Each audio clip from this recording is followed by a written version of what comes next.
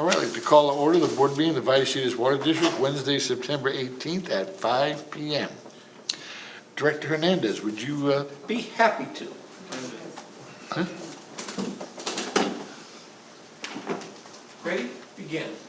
I pledge allegiance to the flag of the United States of America and to the republic for which it stands, one nation, under God, indivisible, with liberty and justice for all.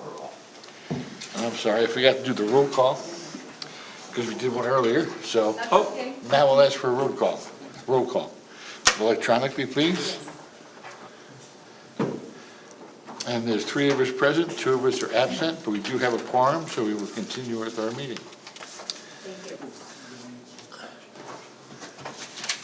Okay, we need to adopt the agenda for the board meeting. moved. Second. All in favor? Aye. Aye. Public comment. Okay, we do have public comment. Member of the public.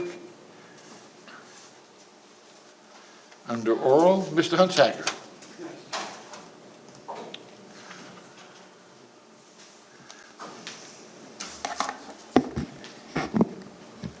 Mike Hunsaker, San Marcos. I asked what I thought was a simple question about a month ago and made a request for documents, and I haven't gotten a response. I asked, do you have these reimbursement agreements with various developers? Since this is an agreement that you have to make payments to in the future, it would appear to be a liability that needs to be put on the financial reports, at least the annual ones. And I've neither gotten the documents nor the response to that question. Also, I had one other question about finances that was in a financial meeting minutes that I wasn't able to attend.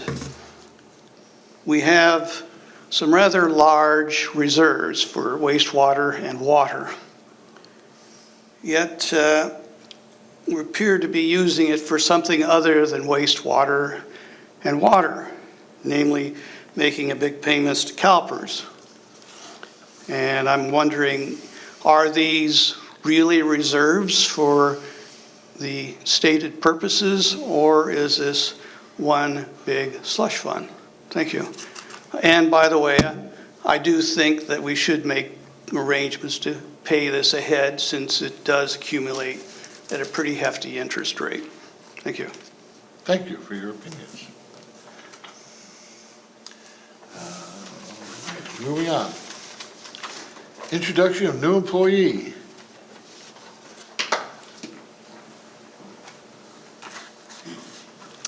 Thank you. I'd like to introduce Ryan Morgan. He joined the district on September 16th, just Monday, as our new Capital Facilities Senior Engineer, which was vacant after a recent resignation. Ryan comes to us after 2 years with Hope Consulting, where he primarily worked with the city of Oceanside. For 3 years, he's volunteered on the local San Diego section CWEA Board of Directors and is currently serving as their vice president. Ryan is married to Katie, and they have 2 children. In his free time, he volunteers with his kids' youth sports activities, hiking, skiing, and playing basketball. Director Hernandez.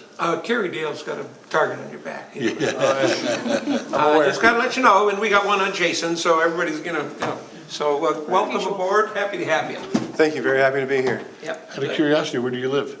I'm in Poway, RB area. Which one, Poway or RB? Poway, near RB. I saw your mayor today on television. Yes. He always wears that hat, doesn't he? He wears a cowboy hat. Anyhow.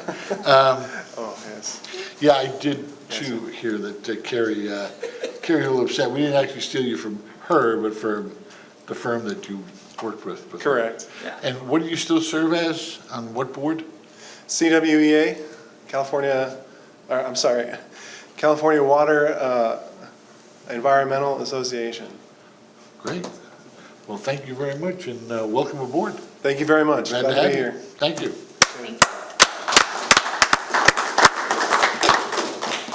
Sharp dresser, too. Dress for success. right, presentation. Christopher Robbins. Thank you, President Martin. I have the pleasure to bring you one of the Work We Do videos. I think you'll really like this one. It's from our construction department. It's on a valve replacement. Probably the valve that you saw here in the boardroom a while back that was getting changed out in the eastern portion of our service area. Part of the preparation. Is it true I heard that Ed installed it originally? Wasn't born yet. But it was out in the eastern portion and part of our preparation for the San Diego County Water Authority shutdown to make sure we were getting good flow from that location. So without further ado, this valve replacement video. Is it volume up? I'm going to pull it back.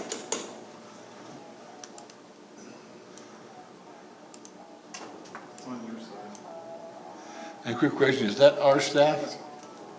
Yep. Our staff did this whole thing? Wasn't I'm going to Cass? start it one more time. I'm not getting the sound through the speakers. It's very faint. Turn up to 100%.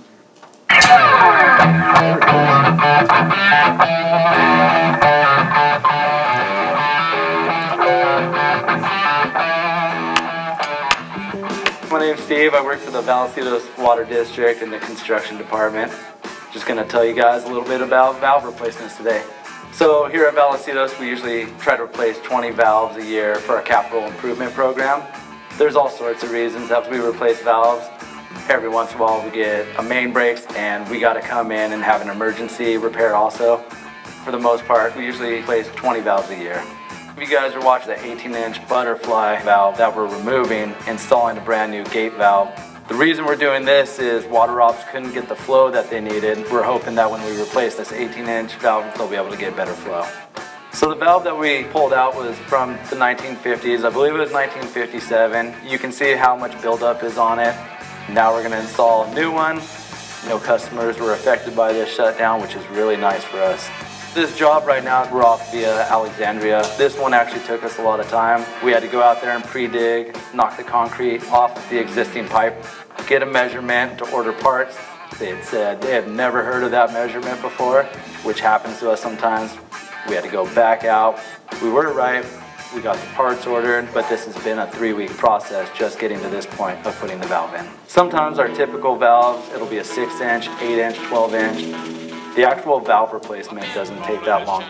Sometimes we can have it done in an hour, but we have a bad shutdown, hence the reason we're putting in new valves in the area so we can shorten the shutdown.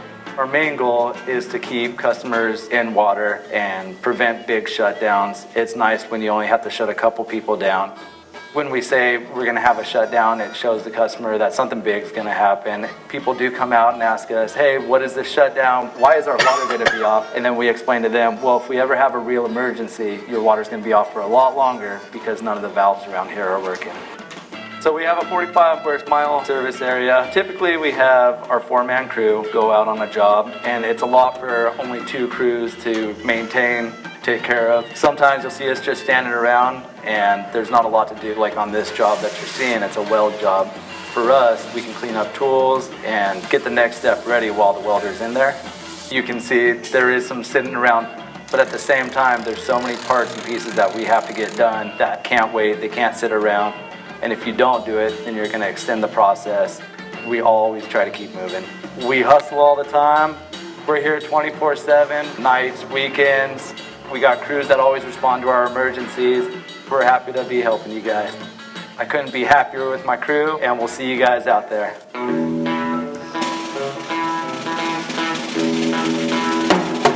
I've been hauling a shiny black steel jackhammer, been chipping up rocks for the great highway.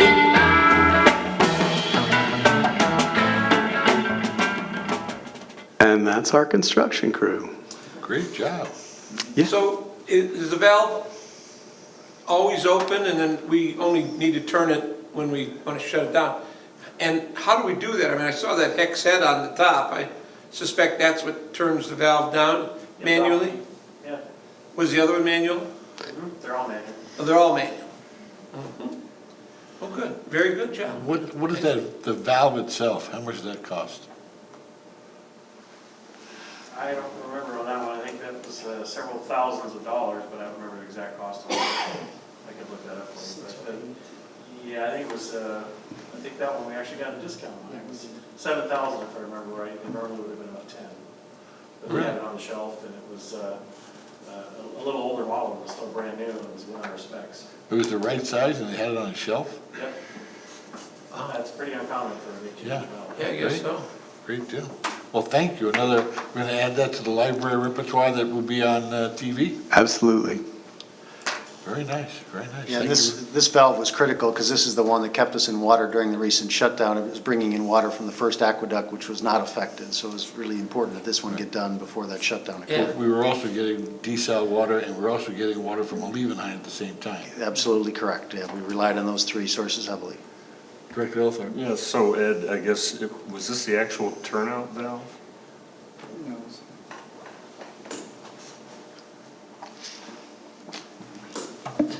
No, it was actually an isolation valve right next to the 15 freeway. So about a mile from the turnout. The actual turnout? Yep. Okay. Where was it exactly? Just on this side of the 15 freeway, where Nutmeg, the via Alexandria that they're on is right off of Nutmeg. So is the turnout valve Yeah. like a ball valve or something? The turnout valve is actually a plug valve. That's what the Water Authority uses to control flow. Thank you, Director. Did you happen to see the video that Oceanside put out about the shutdown? Happened to be on, Kerry Dale posted it on Facebook, and I saw it. Excellent, full information. I wish we would have had it. We obviously don't need it, but I'm wondering in the future if we shouldn't talk to others who are affected by the shutdown or a shutdown about a collaboration, because that was a great video. Well, and Director Hernandez, we did have a video on Facebook that talked about the shutdown specifically for us, and we allowed Fallbrook to basically cheat off our paper and use a portion of it to create their video. Oh, well, then maybe that's Yeah. how it happened. You need to follow us on Facebook. What's that? Well, another voyeur to look at. Yeah, one thing I'd like to bring up, just to have a policy committee meeting on, because I did receive today in the mail my Between the Pipes that told me all about it, but it's already been fixed. So, I mean, it came out, but it's like, well, people are picking this up today going, it's already done. We've got some phone calls, and staff have handled it well and explained the situation. Yeah, my And so- question would be, do we need the Between the Pipes just to go out because we do it quarterly? Because I see a lot of information that you got to stretch to come up with what you're going to say, but I think the policy committee, maybe you can move that to twice a year with interesting information rather than just fluff. It is a cost, and we're looking at saving the ratepayers' money. Darn it. So just a thought. Thank you. Thank you very much. Great presentation. Good job. Good job. Excellent job. Consent calendar. Move to approve. Second. Motion and second, all in favor? Aye. Passes unanimously. Action items. Item 2.1, approval of request for detachment from district from Robert and Teresa. I'll destroy the last name, so I won't even try. Yeah. Robert and Teresa. So these are customers that actually want to de-annex or detach from the Vallecitos service area, and District Engineer Gumpel will walk you through this. Yes, thank you. President Martin, members of the board. This item 2.1 starts on your board packet on page 39. Robert and Teresa Galatieri, I believe, could be wrong on that. They actually own two parcels. Basically, if you look at the map here, they own this parcel in yellow, and then they own the parcel right next to it. The County of San Diego has allowed them to and authorized them to build a single-family home on one of the parcels and use the other parcel for their septic field. So, however, the parcels are split. One parcel is within Vallecitos Water District, and the other parcel is out. So with that, obviously with the septic field going in, they have no future plans on connecting to for sewer service area. They're already, I believe, a VID water customer, so they've requested to de-annex from Vallecitos Water District. So with that, as far as fees, we have a de-annexation or detachment fee. It's $13.62 per acre. Their payment for 1.29 acres is $1,756.98. The recommendation, obviously, is in your board package, and staff recommends detachment of APN 178-04045 from the Water District with the conditions as stated in the board packet. I'd be happy to answer any questions if you have any. Director Hernandez? So if they de-annex, we charge them $1,900? Detachment fee, 13 per acre, 13 13 change per per acre. But if they annex, we charge them $13,000 an acre. Isn't that right? I don't remember what the annexation fee is, but But it's it's- quite a bit higher. Yeah, And that doesn't seem equitable. it's cheaper to get out than come in. So, Well, yeah, They're buying into our system. Yeah. They're coming in, we have a system in place they're buying into, they have to pay their fair share. The de-annexing doesn't cost us anything, so bye-bye. but, okay, so in the future, if they wanted to buy back in, would we charge them the 13? yes, if they were to come back in, they would have to pay the full annexation fees.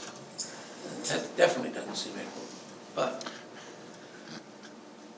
well, if that happens, I'm sure you'll come to the board and I'll have something to say about that.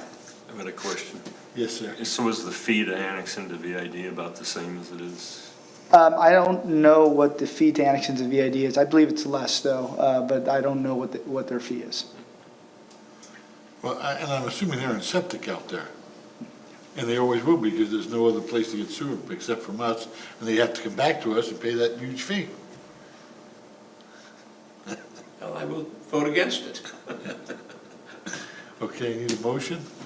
I've moved. Second. Moves, that's right. Second, all in favor? Aye? Aye. Aye? Does it need to be a vote? No. All in favor, aye? That passes unanimous. Okay, moving on to 2.2, acceptance of construction contract for sewer bypass repairs. Director? Yeah, District Engineer Gumpel will handle this one too. This is about accepting repairs on a sewer repair job.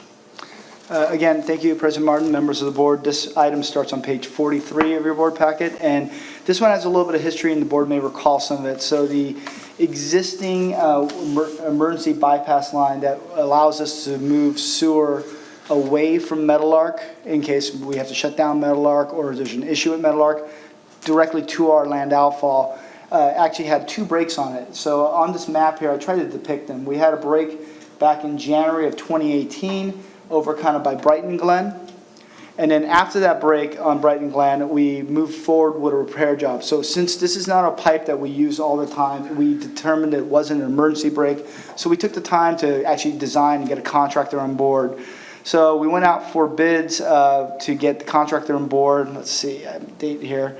First of all, we budgeted for it, went out for bids, and we opened bids on January 17th of 2019. And since it was under $50,000, we used the general manager's authorization to get Shaw Construction or Shaw Equipment Rentals on board in the amount of $36,000. Then later on that same year, February 2019, we had another break, and this was closer to Carrillo Way.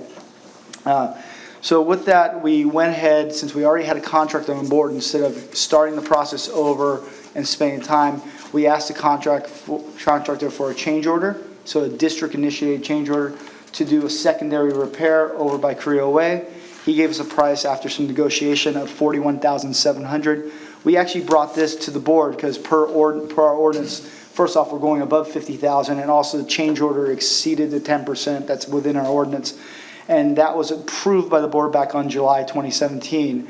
The original repair was actually done on Brighton Glen over here in this first location back in June 16th of 2019. So the contractors completed all repairs. We've had 3 change orders in the job, a small credit change order on Brighton Glen. We had obviously the large change order to do the secondary repair of $41,000. And the third change order was basically for materials, about $3,480 for additional materials. Because when we dug this up, Not only did we have it repaired, there was an existing appurtenance that came off the pipe that was corroded, so we had to replace and fix that.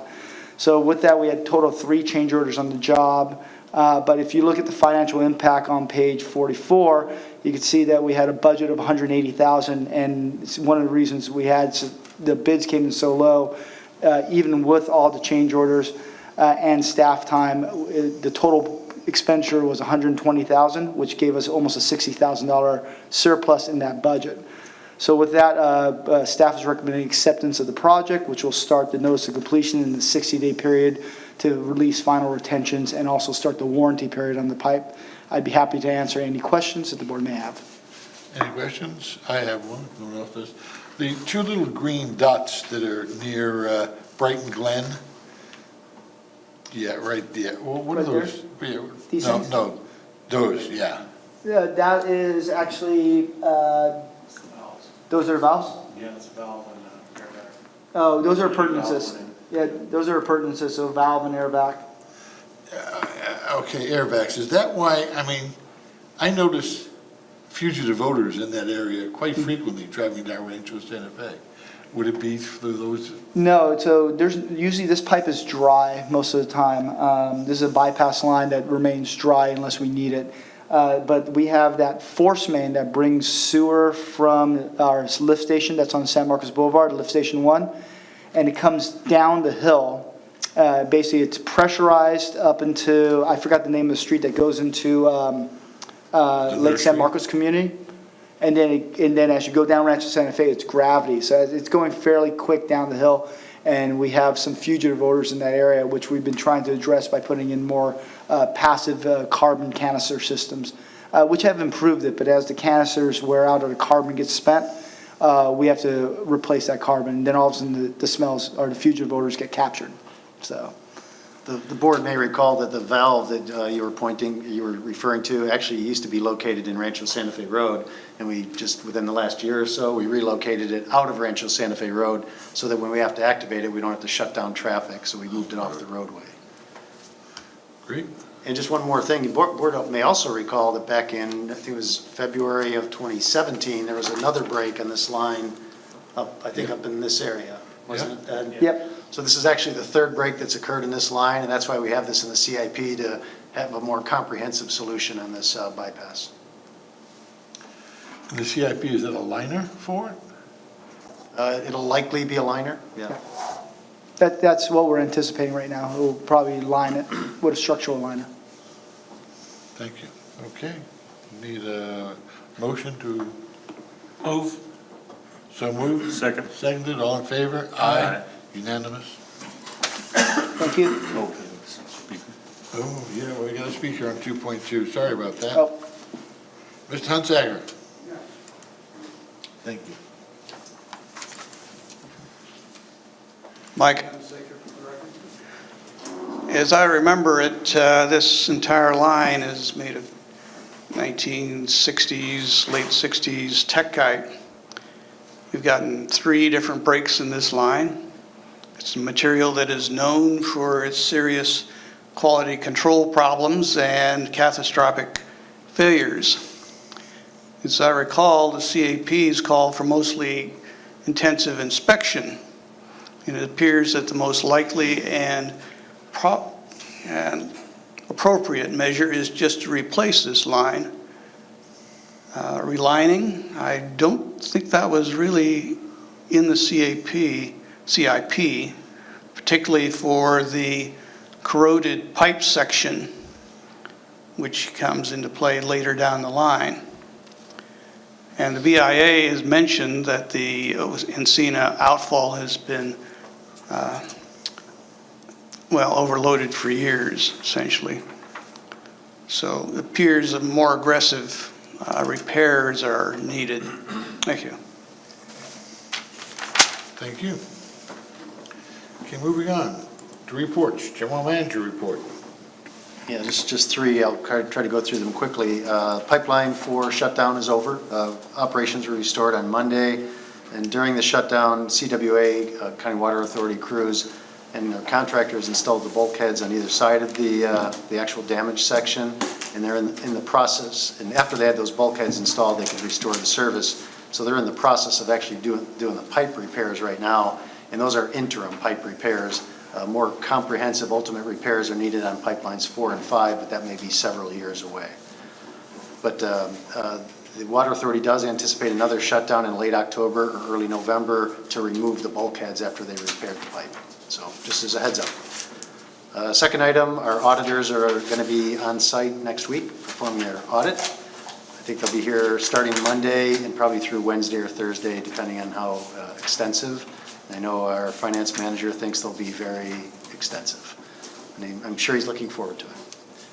And the last one, just wanted to make the first public announcement of the Water Academy Tour. It's on Thursday, October 10th, starting at 8:30 till 4:30. And as usual, there'll be informational presentations, there'll be lunch provided to those attending, and there'll be a tour of district facilities in the afternoon, a bus tour provided by the district. And anybody interested should visit our website at www.vwd.org, and there's a place to sign up on the website. And that's all I have. Have you talked to our finance chair? Does he have a date for his finance committee meeting this month that you know of? Not yet, I haven't had a chance to coordinate. Okay. District Legal Counsel. Just a couple of items. Happy to report that on Friday, Western prevailed on its budget-based tier challenge under 218, which is at the district court level, which was great. And then there's currently a bill setting on the governor's desk, AB 1184, which applies to Public Records Act, and it would require, if signed, we think it's going to be signed, would require public entities to start retaining for 2 years records that are transmitted by electronic mail, which would be a change in retention policies, et cetera. So that would be a change under the Public Records Act. That's everything I have. Thank you. Santa County Water Authority, I'll give a slight report on that, in that they gave us a preview or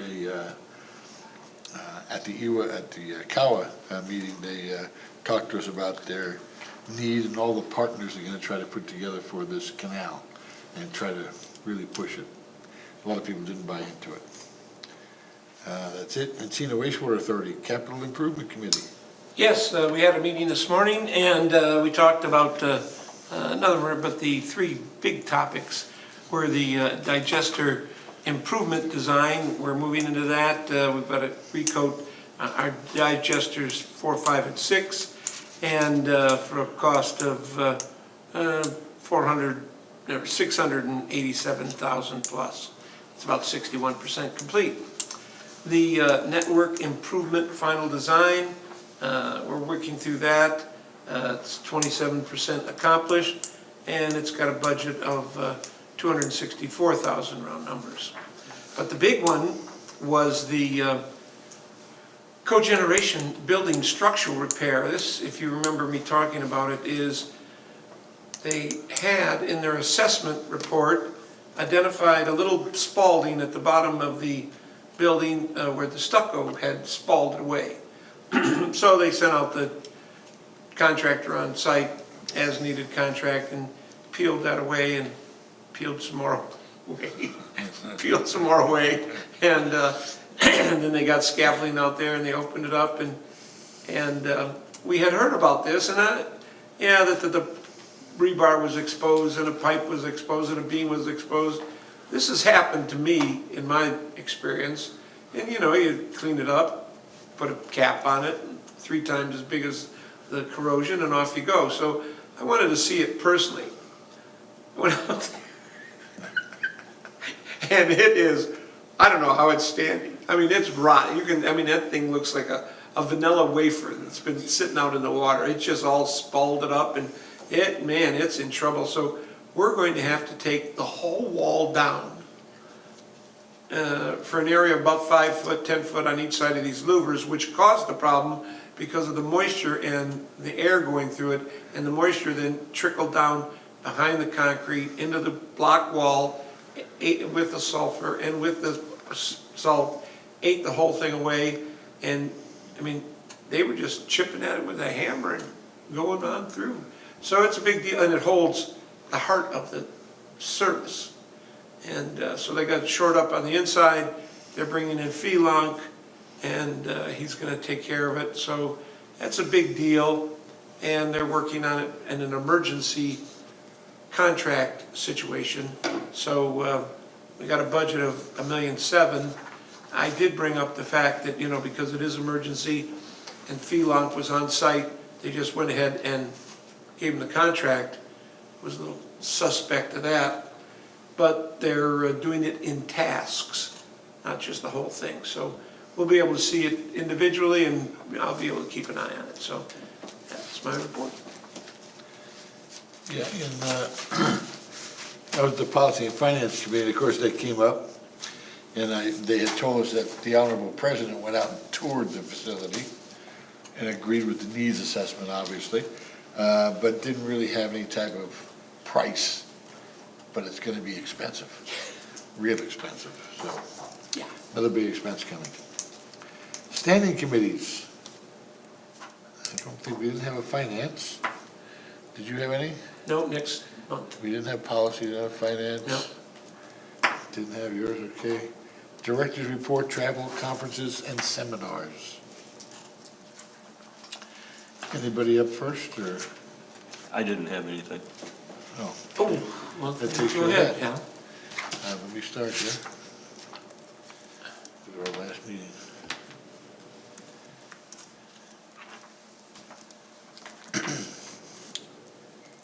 Oh, okay. Since our last meeting, August, this is September. This is our second meeting, okay. Water reuse, Yes. I attended, and heard a lot more about, obviously, reusing water and how it's going to affect us. And every time we have these meetings,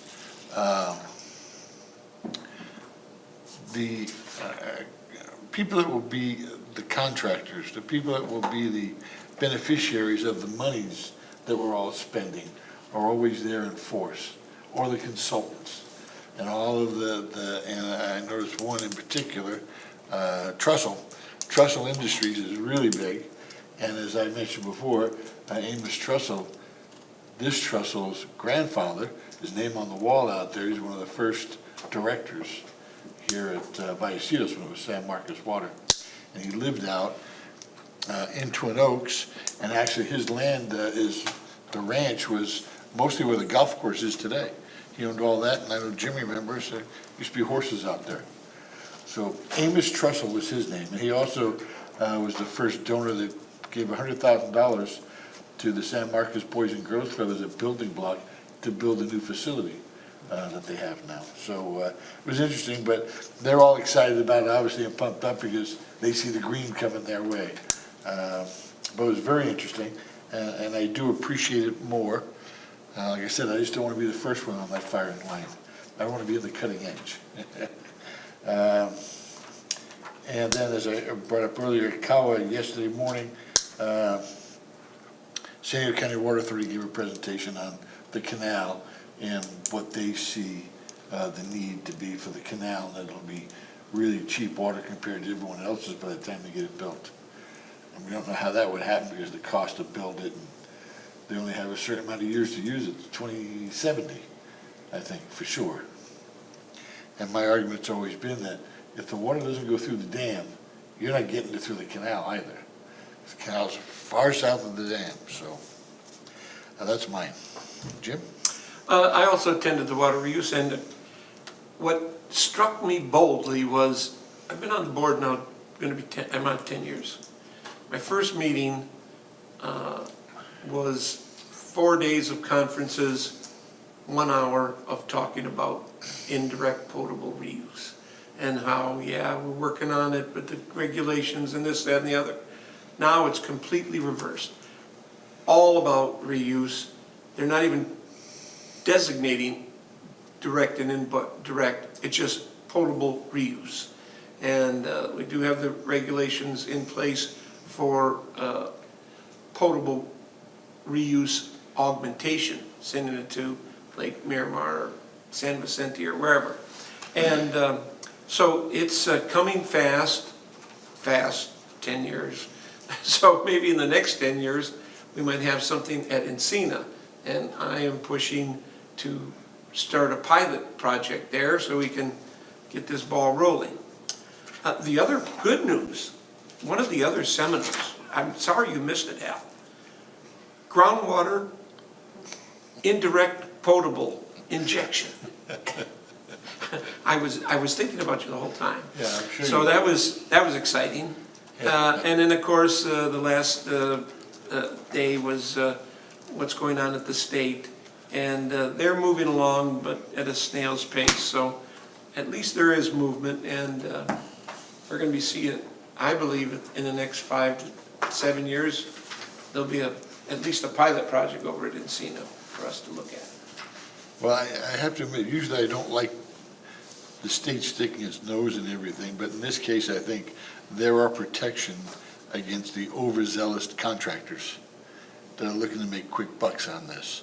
They're the only ones that are going to protect us from that by saying, now, let's make sure we have it right. And I agree, I think it's going to come to that, but making sure we have it right is more important than speed, in my opinion. So, because you get it wrong and there's big trouble. Okay, that's it. Director's comments, future agenda items?